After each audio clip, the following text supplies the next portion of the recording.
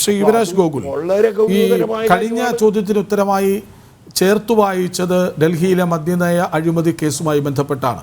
അത് ആദ്യം കൊണ്ടുവന്നത് കോൺഗ്രസ്സാണെന്ന് പറഞ്ഞു. ആ കോൺഗ്രസിന് തന്നെ ആം ആദ്മിയുമായി ചേർന്ന് തെരഞ്ഞെടുപ്പിൽ മത്സരിക്കേണ്ടി വരുന്നു. ഇവിടെ വരുമ്പോൾ ഇന്ത്യ സഖ്യത്തിലെ കക്ഷിയാണ് CPM അല്ലെങ്കിൽ ഇടതു പാർട്ടികൾ. അവർക്കെതിരെ കോൺഗ്രസിന് നിൽക്കേണ്ടി വരുന്നു. എന്തുകൊണ്ടാണ് BJP ഈ ഡൽഹി മദ്യനയ അഴിമതിയുടെ കോപ്പിയാണ് ഇവിടെ നടക്കുന്നത് എന്നാരോപിക്കുന്നത്? ഇതിനകത്ത് എനിക്ക് ശരിക്കും പറഞ്ഞാൽ ഷുക്കൂർ സാറിനോട് അദ്ദേഹത്തോട് ചോദിക്കാനുണ്ടായിരുന്ന ഒരു ചോദ്യം ഇത് തന്നെയായിരുന്നു. കാരണം ഇപ്പോൾ നിങ്ങൾ ഇതിൻ്റെയൊക്കെ പുറകിൽ ഇറങ്ങും, ഞങ്ങൾ വലിയ സമരം നടത്തും, ഞങ്ങൾ വലിയ പോരാട്ടത്തിലേക്ക് പോവുകയാണെന്ന് പറയുന്നുണ്ട്.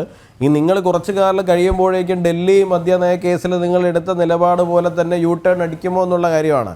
കാരണം ഒന്നാമത്തെ കാര്യം എന്ന് പറഞ്ഞു കഴിഞ്ഞാൽ ഇപ്പോൾ ഈ കേസ് അന്വേഷിക്കുന്നത് ഇപ്പോൾ ഡോക്ടർ B ജയരാജ് അദ്ദേഹം തന്നെ പറഞ്ഞതുപോലെ തന്നെ ക്രൈംബ്രാഞ്ച് അന്വേഷിക്കുകയാണ് എന്നാണ് പറയുന്നത്. ക്രൈംബ്രാഞ്ച് അന്വേഷിച്ചാൽ ഇതെങ്ങും എത്താൻ പോകുന്നില്ല എന്നുള്ള കാര്യം എല്ലാവർക്കും അറിയാം. അപ്പോൾ സമരം ഏത് രീതിയിലേക്ക് പോകണമെന്ന് ചോദിച്ചു കഴിഞ്ഞാൽ അന്വേഷണം നിഷ്പക്ഷമായ ഒരു ഏജൻസി നടത്തണം എന്നുള്ള തലത്തിലേക്ക് വേണം ശരിക്കും പറഞ്ഞു കഴിഞ്ഞാൽ സമരം പോകേണ്ടതെന്നാണ് എൻ്റെ പരിമിതമായ രാഷ്ട്രീയ ബുദ്ധിയിൽ എനിക്ക് തോന്നുന്നത്. കാരണം ക്രൈംബ്രാഞ്ച് അന്വേഷിച്ചാലോ കേരള പോലീസ് അന്വേഷിച്ചാലോ ഒന്നും ഇതിൻ്റെ നിജസ്ഥിതി ഒരിക്കലും പുറത്തു വരുവാൻ പോകുന്നില്ല. ഒന്ന് അപ്പോൾ ശരിക്കും പറഞ്ഞു കഴിഞ്ഞാൽ നിഷ്പക്ഷമായ മറ്റൊരു ഏജൻസി വേണം ഇത് അന്വേഷിച്ചാൽ മാത്രമേ ഇതിനകത്തുള്ള സത്യം പുറത്തു വരികയുള്ളൂ. അതാണ് ശരിക്കും പ്രതിപക്ഷം ഇവിടെ ചെയ്യേണ്ടത്.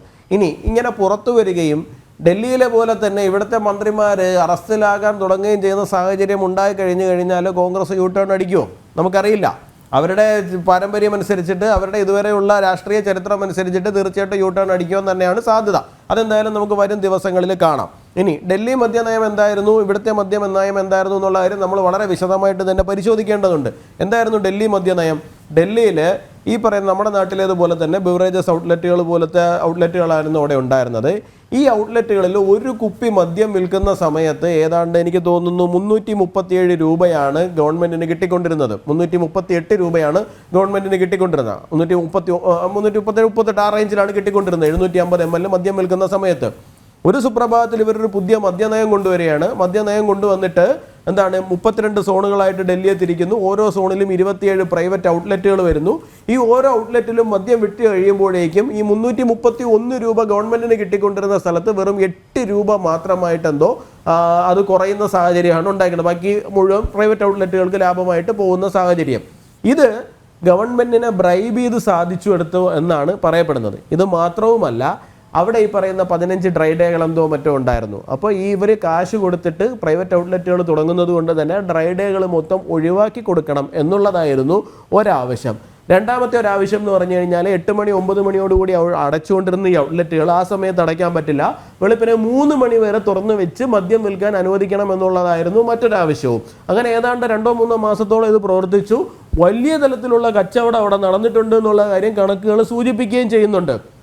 ഇത് തന്നെയാണ് ഇവിടെ നടക്കുന്നത്. അതായത് ഡ്രൈ ഡേകൾ ഒഴിവാക്കി കൊടുക്കണം, മദ്യം വിൽക്കാനുള്ള സമയപരിധി നീട്ടിക്കൊടുക്കണം. ഇതുകൊണ്ടാണ് ഞങ്ങളിത് പറയുന്നത്. ഇത് വളരെ കൃത്യമായിട്ടും ഡൽഹി മദ്യനയം എന്തായിരുന്നു, ഡൽഹി മദ്യനയ കേസ് എന്തായിരുന്നു, അതിൻ്റെ ഒരു റെപ്ലിക്കയാണ് ഇവിടെ നടക്കുന്നതെന്നും.